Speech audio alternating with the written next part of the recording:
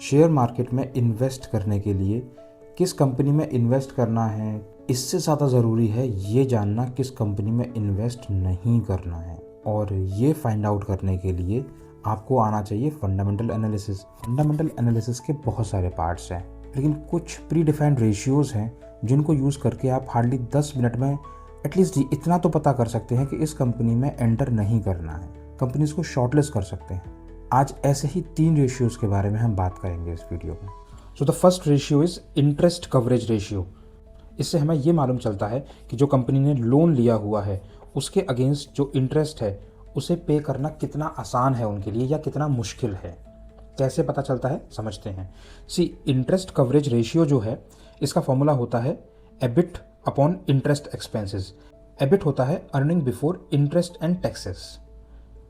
सो जो आपकी अर्निंग है टैक्सेस को या इंटरेस्ट को माइनस करने से पहले उसको बोलते हैं एबिट। इसको एक सिंपल से एग्जांपल से समझते हैं कि सपोज आप अर्निंग कर रहे हैं 1 लाख रुपए की और आपका ईएमआई है लगभग 20,000 रुपये मान लीजिए, तो ये बहुत आराम से आप पे कर सकते हैं। लेकिन अगर यही ईएमआई 80,000 होता तो ये पे करना बहुत मुश्किल हो जाता। बस यही चीज़ है कि आपकी earning before income and taxes यहाँ पर हमने 1 लाख ले ली है और जो इंटरेस्ट पेमेंट है इसको कंसिडर किया है हमने 20,000 या 80,000, जो जैसा भी केस होगा।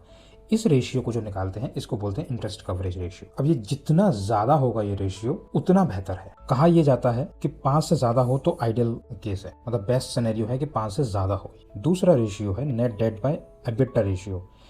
इससे हमें ये मालूम चलता है कि हमारा जो डेट है उसे पे करने में कितने साल हमें लगेंगे।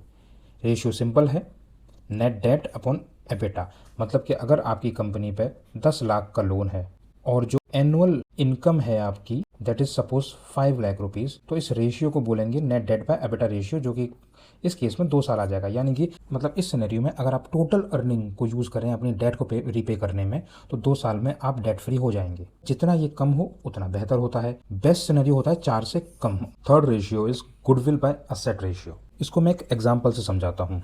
सपोज एक कंपनी ने बी कंपनी को परचेज किया और पे किए 100 करोड़ रुपए, लेकिन उस कंपनी के जो टोटल असेट्स थे उसकी वैल्यू सिर्फ 70 करोड़ रुपए थी। तो जो 30 करोड़ रुपए एक्स्ट्रा पे किए गए ये उसकी गुडविल की वैल्यू है। मतलब कि कंपनी की brand value, customer loyalty, reputation, future earning potentials, ये सब कुछ गुड वैल्यू के अंडर काउंट हो गए।